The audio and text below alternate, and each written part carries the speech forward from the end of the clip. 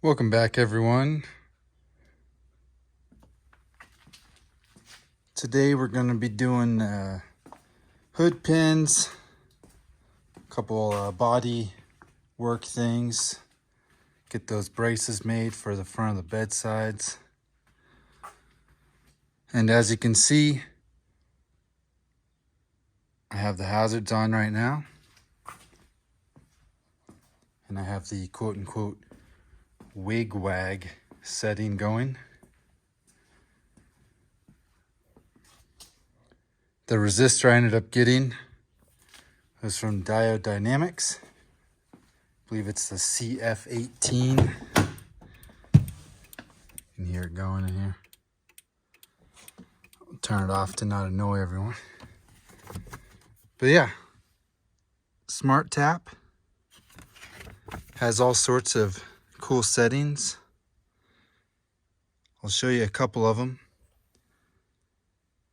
There's a few in here that just don't work with the AlphaRex headlights because they're LED and how they work with the sequential blinking. It just, like the strobe function here, strobe hazards. I imagine it's just awesome if you have regular bulbs or a non-sequential blinking. Because of how the truck works with these headlights now, the bar doesn't fill up all the way on the front end, so it just doesn't look good. The other cool stuff here is the slow-mo. I'll show you that. The real problem with it, here, we'll check it out right now. So as you can see, it's saying left for slow-mo, right for wig wag. Pretty simple. So here's the hazards going. Boop.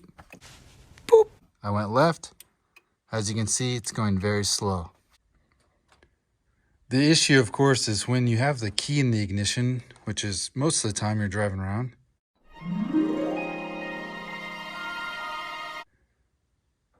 As you can see, it's trying to put on the daytime running lights, which I guess you could unplug, but I want that function, so looks like you're not going to be able to do the slow. This doesn't look the worst. If you really wanted someone's attention, I mean, this is going to get it. But what are you doing to the lifespan of these LEDs, blinking them like this? I just don't know. I don't know enough about it. But it doesn't seem like the best thing on your lights. Once again, reset everything by just turning it off, turning it back on. Pretty cool. Anyway, it's just when you do have the lights on, it will be doing that. If you do have the keys out, let's say you're parked outside, you know, getting some plants at the nursery, and you're just sitting here and you want your hazards on, and then you do the slow, well, we'll do the wig wag too. We'll double it up. Now, since the daytime running lights are not with it, it looks fine. And since there's no daytime running lights on the rear here, it's just the same, but a little bit slower. So even with the rear, when it was doing the strobe setting, it kind of flickered. It didn't even make it all the way. It looked weird. The front, once again, the bars only made it about halfway. This one made it here. This one made it about here. So it just was like, you know, freaking out looking. Oh my God, dude, I'm freaking out. I am so stressed out. I feel like I'm having a panic attack. You want to talk about stress? You want to talk about stress? Once again, there's the relay. Old one, new one. They look the same. It says SmartTap with a sticker on the other side of that. 4 bolts. There's basically those 2 bolts go through these areas. And then there's regular nuts that hold on the bottom. There's some little brackets. That's it, 4 total. You pop this off, and then pretty obvious which ones you need to get this loose. Pull it down, pop that out. We'll put it back up when we're done. Pretty easy. No reason to take off the entire dash. You can if you want. You could probably take off this steering wheel, maybe the center console. Do whatever you like. Yeah, do what I want. But for the most part, 4 bolts, and you'll be able to accomplish this task. So, moving on. Hood pin time. As you can see, got some hood pins, nice and simple for you those of you who don't know how it works. Basically, I'm going to drill a hole. It's where you'll pinch the sheet metal, and then you can adjust it by basically screwing this up or down. And then this will go on the top of the hood. Basically, good luck getting a hole perfectly identical to that. So, you know, you want a little extra to cover all the mistakes. And then here's the little, clasp. Works well. Yeah, I'm gonna go ahead and start tackling that. It'll end up right around here. Let's see, probably somewhere like that. All right, let me drill some holes. I'll check in with y'all in just a sec. This piece right here, I've been meaning to take care of this brace, which is not gonna be used for anything. This held the old 2nd gen grill. The lower part popped in here, a couple other little things. But as you can see, if I take this off, this is kind of flimsy, the oil cooler. And instead of making a little bracket that just goes like this, may as well keep the one that's already in there. Also, I took off the little hood latch release. I'm not going to be using that anymore with hood pins. If you wanted to, you could. They make a little spot. I guess you could drill the hole and whatnot, but I'm never going to use it, so I'm going to remove it all. Anyway, on here, you can see there's a couple little kind of tack welds. This little teeny circles. Just going to drill those out and then put it back. All right, there it is. A couple holes drilled. I was able to remove that bracket. Now this is back to being nice and secure. This is good enough. And now, yeah, once again, hood pins. Got the lights out.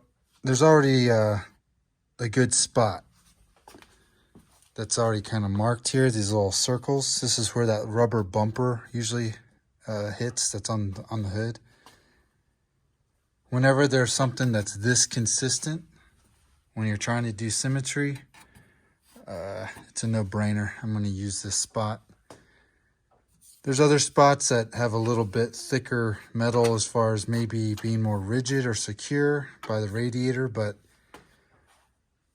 I just don't think it'll look that good on the hood. So I'm going to go with this spot right here, and then once again, see how it looks. It's been 84 years.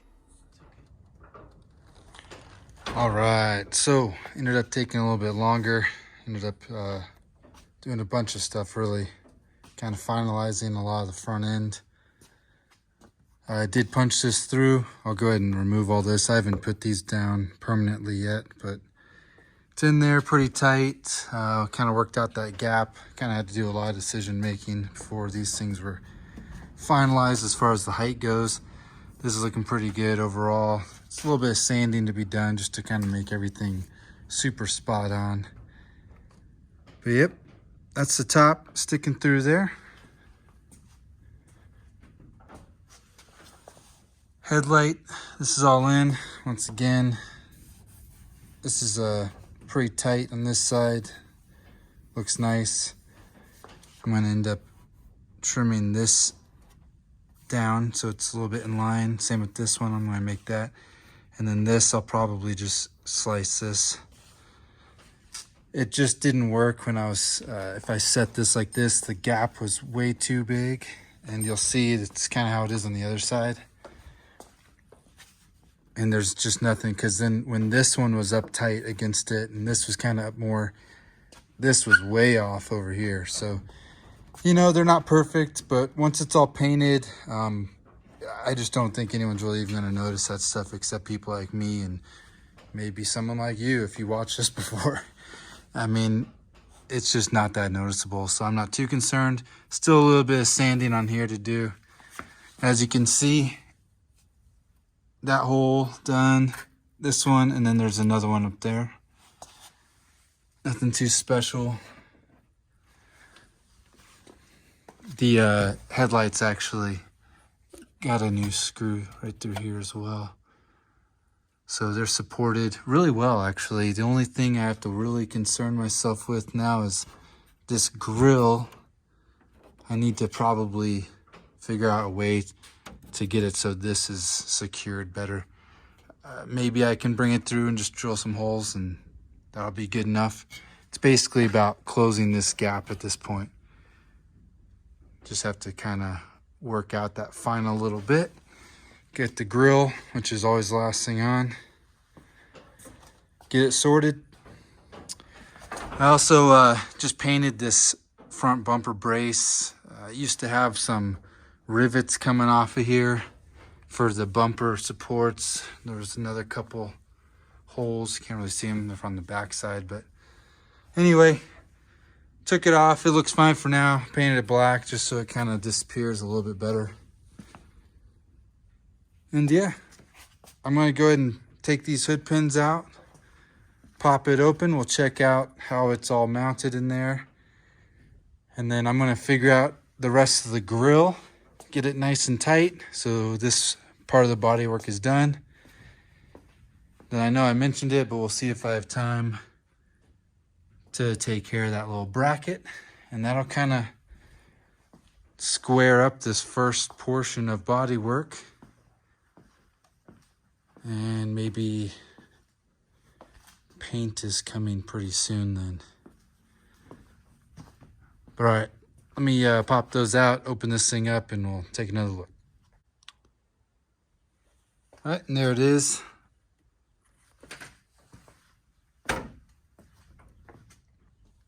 That's how they're looking. The top not as pretty right now. I kind of had to expand the hole towards the front. As you can imagine, the taller this gets, the more of a, the strike area was a lot bigger than just the actual hole. So the top though, of course, no problem. Ended up just fine. So looks good. All right, I'm gonna mess with this grill. Just get it nice and secure. And I think this will be ready to go for a little drive. Okay, let's run.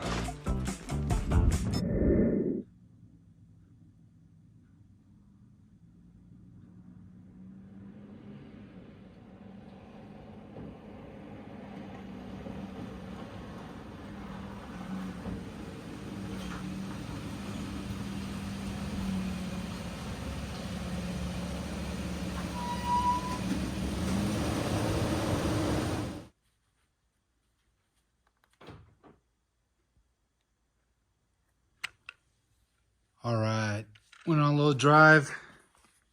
As you can see, before I tightened up the grill, swapped in the Toyota front grill. I think it adds 15, 20 horsepower, something like that.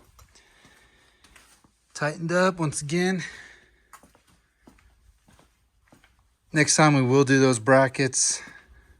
Took off the bumper carrier back here. Just threw in the plate for a couple seconds, drive around. Looks a lot better without that. Once we do a custom bumper, it'll look even better. Then next time we'll be working on the gas, get that sorted. Yeah, looking pretty good overall. Thanks again for watching.